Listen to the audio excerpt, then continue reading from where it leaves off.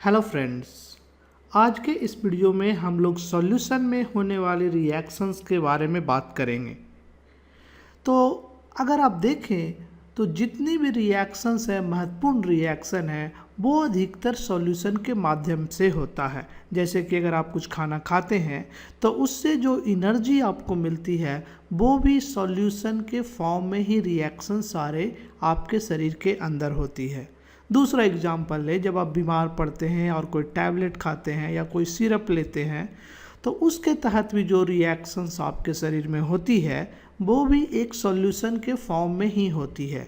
तो जितनी भी अधिकतर महत्वपूर्ण रिएक्शंस हैं वो सॉल्यूशन के माध्यम से होती है। अर्थात हमें सॉल्यूशन में होने वाले रिएक्शंस को समझना काफ़ी ही इम्पॉर्टेंट है। तो चलिए हम लोग देखते हैं कि सॉल्यूशन में होने वाले रिएक्शंस को हम कैसे स्टडी कर सकते हैं। एक उदाहरण के तौर पे एक छोटा सा एग्जांपल लेते हैं। जब आप कोई साल्ट को पानी में डिसॉल्व करते हैं, what happens when you add salt into the water. तो जब आप साल्ट को पानी में डिसॉल्व करते हैं, साल्ट एक सॉलिड पदार्थ है और आपका पानी एक लिक्विड मीडियम है। जब इस दोनों को आप मिलाते हैं तो आपका फाइनली ये जो सॉलिड है पानी में डिसॉल्व हो जाता है और आपको एक कलरलेस सॉल्यूशन मिलता है। So finally you will have a colourless solution. Solution coloured भी हो सकता है, जैसे कि अगर आप कॉपर सल्फेट जो कि एक सॉलिड पाउडर के फॉर्म में यहाँ पे है उसको आप पानी में डिसॉल्व करें तो फाइनली आपको एक ब्लू कलर सॉल्यूशन मिलता है। अगर आप ये दोनों रिएक्शंस को ध्यान से देखें तो पहले केस और दूसरे केस में एक सॉलिड है जो कि पानी में डिसॉल्व हो रहा। पहले केस में आपका साल्ट है सॉलिड फॉर्म में और दूसरे केस में कॉपर सल्फेट एक सॉलिड फॉर्म में है जो कि फाइनली पानी में डिसॉल्व हो करके एक सॉल्यूशन फॉर्म कर रहा है। तो इस प्रोसेस में तीन चीज़ें इंपॉर्टेंट है। पहला सॉलिड जिसको कि हम लोग सॉल्यूट कहेंगे, और दूसरा पानी जिसको कि हम लोग सॉल्वेंट कहेंगे, एंड फाइनली जो मिक्सचर आपका बना, दोनों डिसॉल्व होकर के जो बना फाइनल प्रोडक्ट, उसको हम लोग सॉल्यूशन कहेंगे। तो इसको हम लोग एक पिक्चर के माध्यम से समझने की कोशिश करते हैं।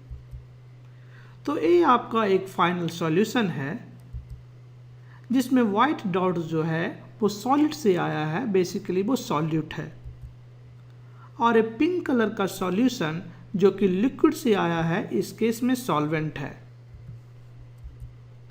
तो हम कह सकते हैं सॉल्यूशन दो चीज़ों से बना है। एक उसमें सॉल्यूट है जो कि सॉलिड से आया है और दूसरा सॉल्वेंट है जो कि यहाँ पे लिक्विड फॉर्म से आया है।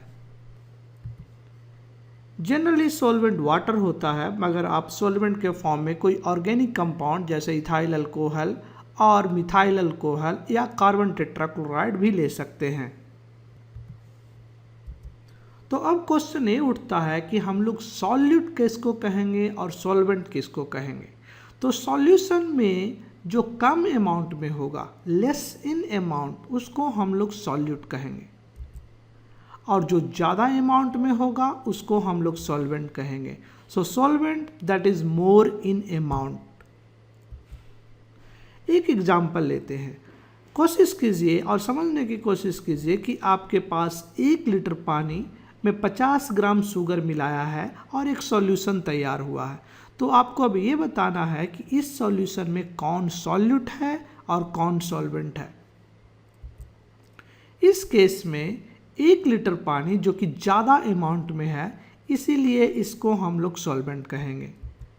50 ग्राम शुगर जो कि कम अमाउंट में है, इसीलिए इसको हम लोग सॉल्यूट कहेंगे। तो इस एग्जाम्पल में चीनी जो कि सॉलिड से आया है एक सॉल्यूट है, एंड पानी जो कि लिक्विड फॉर्म है यहाँ पे सॉल्वेंट का रोल प्ले कर रहा है। तो हम लोग कुछ इस तरीके से कह सकते हैं, solute is coming from solid, solvent that is coming from liquid. तो जनरली लोगों को जब सॉल्यूट और सॉल्वेंट कहा जाता है तो ऐसा माइंड में एक विचार बनता है, solute means solid, solvent means liquid. But ये कोई ज़रूरी नहीं है। This is only partially correct. Other possible solution is also possible. तो अभी हमने जो सॉल्यूशन देखा है उसमें सॉलिड और लिक्विड का सॉल्यूशन है। सॉल्यूशन डिफरेंट टाइप्स के भी हो सकते हैं, जैसे आप सॉलिड में सॉलिड मिला सकते हैं, सॉलिड में लिक्विड मिला सकते हैं, सॉलिड में गैस मिला सकते हैं, गैस में गैस मिला सकते हैं, गैस में लिक्विड मिला सकते हैं। So there are multiple possible phases of solution. उसमें से केवल एक सॉल्यूशन जिसमें सॉलिड को हम लोग लिक्विड में मिला रहे हैं, केवल एक एग्जाम्पल है। Other possible solutions are solid plus solid, जैसे कि एलॉय। आयरन को हम लोग अगर क्रोमियम के साथ मिक्स करें तो स्टील बनता है, दिस इज आयरन, एंड इसको हम लोग क्रोमियम के साथ मिक्स करें तो स्टील बना सकते हैं। स्टील भी यहाँ पे एक सॉल्यूशन ही हुआ। इस केस में दोनों सॉलिड है, सॉलिड एंड सॉल्वेंट दोनों ही सॉलिड है। सॉल्यूशन गैस और गैस को मिलाने से भी हो सकता है, जैसे एयर। एयर एक गैस प्लस गैस का सॉल्यूशन है। इस केस में नाइट्रोजन, ऑक्सीजन और सारे गैसेस है, सब मिलकर के गैस का एक सॉल्यूशन बना रहे हैं। तो अगर आप गैस के सॉल्यूशन और एयर को देखें तो उसमें नाइट्रोजन है, ऑक्सीजन है, अदर गैसेस है एंड कार्बन डाइऑक्साइड है। तो air is a solution in which solute, solvent सभी गैस ही हैं। दूसरा एग्जांपल हो सकता है लिक्विड प्लस लिक्विड का सॉल्यूशन, जैसे वाटर को ऑरेंज जूस के साथ मिलाएं। आपके पास वाटर है एंड ऑरेंज जूस है, दोनों को मिक्स करें, आपको डाइल्यूटेड ऑरेंज जूस मिलता है। इस केस में आपका जो सॉल्यूशन है वो लिक्विड फॉर्म में है, सॉलिड भी लिक्विड फॉर्म में है एंड सॉल्वेंट भी लिक्विड फॉर्म में है। तो कहने का मतलब ये हुआ कि सॉल्यूट, सॉल्वेंट एंड सॉल्यूशन किसी फेज में भी कोई भी हो सकता है। सॉलिड सॉलिड लिक्विड गैस भी हो सकता है, सॉल्वेंट सॉलिड लिक्विड गैस हो सकता है एंड सॉल्यूशन भी सॉलिड लिक्विड गैस हो सकता है। तो अब जब आप सॉल्यूट, सॉल्वेंट एंड सॉल्यूशन के कंसेप्ट को समझ चुके हैं तो हम लोग कंसंट्रेशन ऑफ सॉल्यूशन की बात करेंगे। Concentration of A solution, concentration क्या होता है? जैसे आपके पास कोई सॉल्यूशन है, उसमें सॉल्यूट होगा एंड सॉल्वेंट होगा। अगर सॉल्यूट का अमाउंट बहुत ज़्यादा है तो हम लोग कहते हैं यह कंसंट्रेटेड सॉल्यूशन है। अगर सॉल्यूट का अमाउंट कम है, रिलेटिवली कम है, तो हम लोग कहेंगे ये सॉल्यूशन थोड़ा डाइल्यूट है। जैसे कि इस सॉल्यूशन में अगर हम कुछ पानी मिला दें और सॉल्यूट का अमाउंट उतना ही रखें तो ये सॉल्यूशन डाइल्यूट हो जाएगा। मतलब अब जो वाइट सॉल्वेंट है इस केस में दूर दूर पे पड़े होंगे, तो यह एक डाइल्यूट सॉल्यूशन हुआ। अर्थात हम कह सकते हैं कि कोई सॉल्यूशन आइदर गाढ़ा है या पतला है, या दूसरे रूप में कहें तो कंसंट्रेटेड है या डाइल्यूट है। ये एक मेज़रमेंट का तरीका हुआ सॉल्यूशन के बारे में बताने के लिए।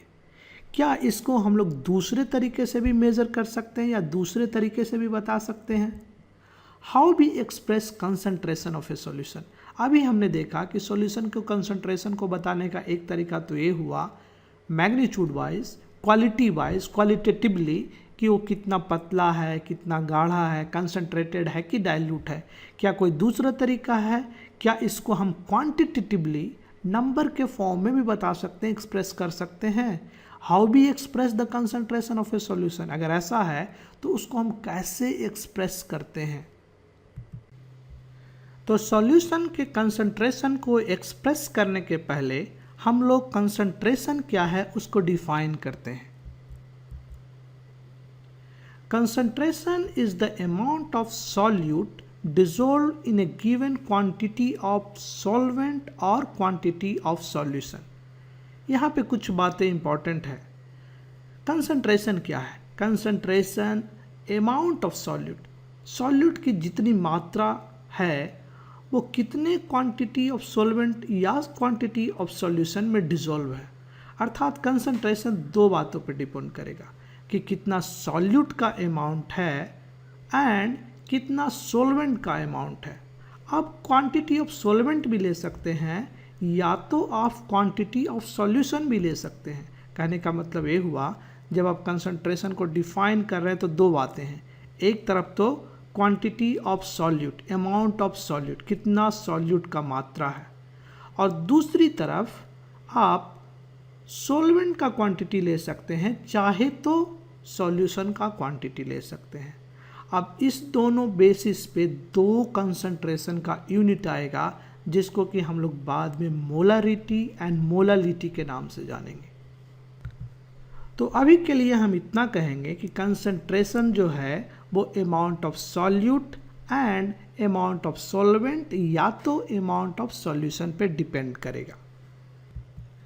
और अगर सॉल्यूट का amount for a given quantity of solvent और ए गिवन क्वांटिटी ऑफ सॉल्यूशन ज़्यादा है तो हम लोग कहेंगे कंसंट्रेटेड सॉल्यूशन है, और अगर सॉल्यूट का अमाउंट कम है तो हम लोग कहेंगे डाइल्यूट सॉल्यूशन है। So the greater the amount of solute dissolved in a certain amount of solvent, the more concentrated the resulting solution is. जितना ज़्यादा आप सॉल्यूट मिलाएंगे किसी सॉल्यूशन में या सॉल्वेंट में, उतना ही आपका कंसंट्रेटेड सॉल्यूशन होगा। Concentration of solutions are expressed quantitatively. So generally हम लोग इसको नंबर के फॉर्म में एक्सप्रेस करेंगे। तो हम लोग अब देखेंगे कि कंसंट्रेशन को नंबर के फॉर्म में कैसे एक्सप्रेस करते हैं, और उसका एक तरीका है मोलरिटी।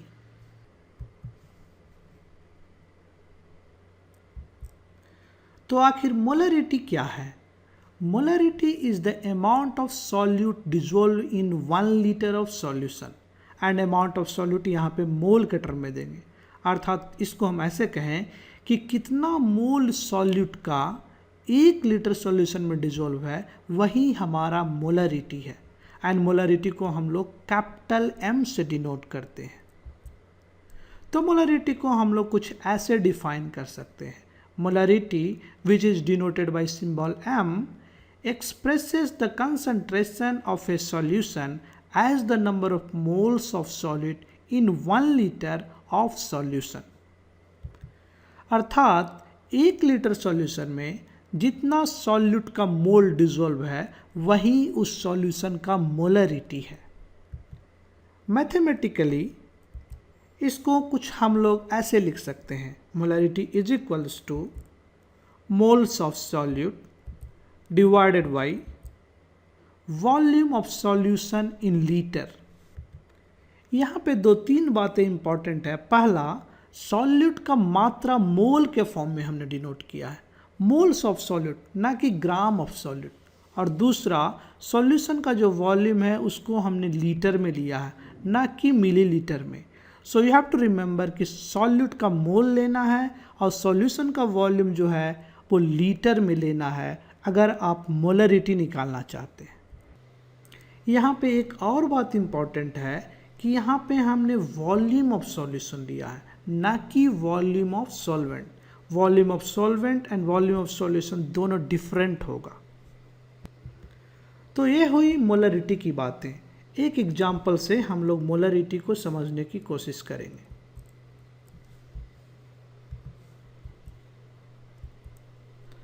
तो इस एग्जाम्पल में हम लोग मोलरिटी से ग्राम ऑफ सॉल्यूट कैलकुलेट करने की कोशिश करते हैं।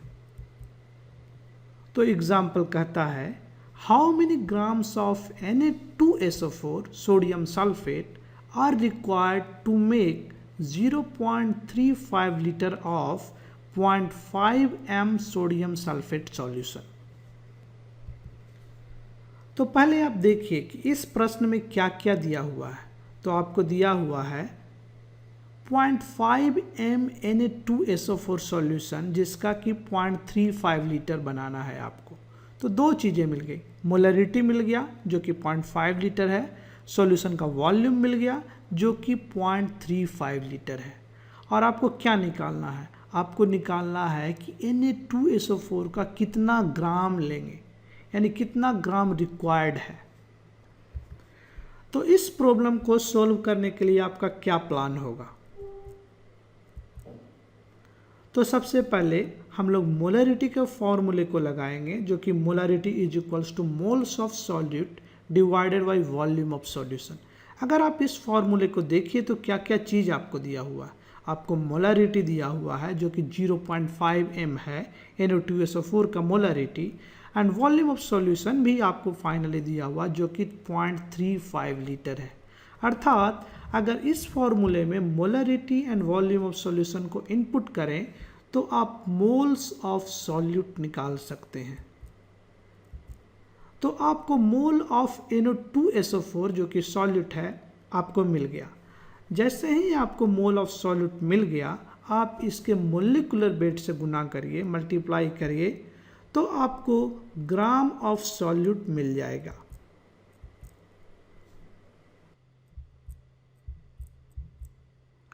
तो मोलरिटी ऑफ सॉल्यूशन जो कि आपको दिया हुआ 0.5 m, volume of solution 0.35 litre. तो अगर आप मोलरिटी वाले फॉर्मूले को लगाएं तो आप लिख सकते हैं 0.5 m is equals two moles of solute divided by volume of solution जो कि 0.35 लीटर है। तो यहाँ से आप मोल्स ऑफ सॉल्यूट निकाल सकते हैं। तो मोल्स ऑफ सॉल्यूट आपका हो गया 0.175 मोल।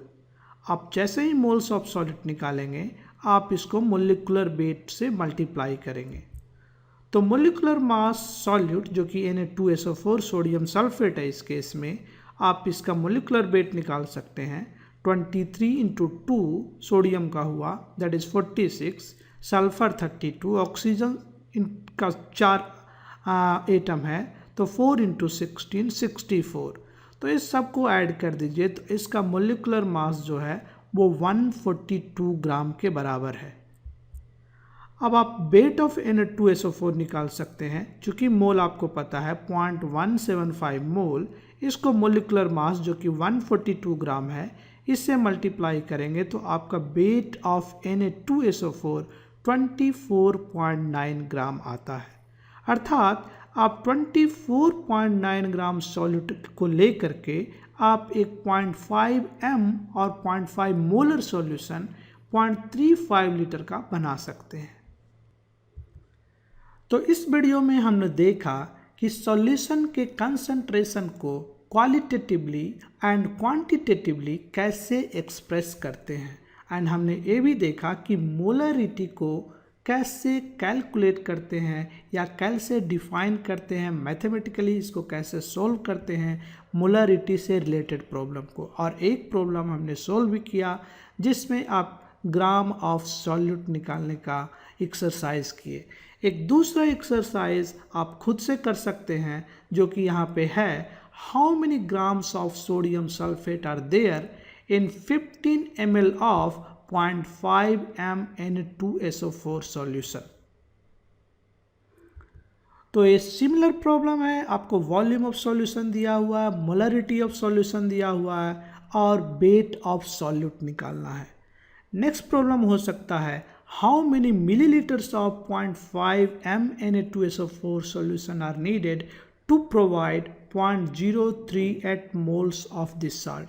तो आपको मोल दिया हुआ है और साथ साथ वॉल्यूम निकालना है एंड आपको मोलरिटी दिया हुआ। तो क्या क्या दिया हुआ, मोलरिटी ऑफ Na2SO4 दिया हुआ और मोल ऑफ Na2SO4 दिया हुआ, मगर आपको वॉल्यूम निकालना है। तो फिर से आप उस फॉर्मूले को लगाइए, molarity is equals two moles of solute divided by volume of solution. अगर आप उस फॉर्मूले को लगाते हैं तो आप मिलीलीटर Na2SO4 सॉल्यूशन का निकाल सकते हैं। आशा करते हैं आपको ये वीडियो अच्छी लगी होगी। Thank you.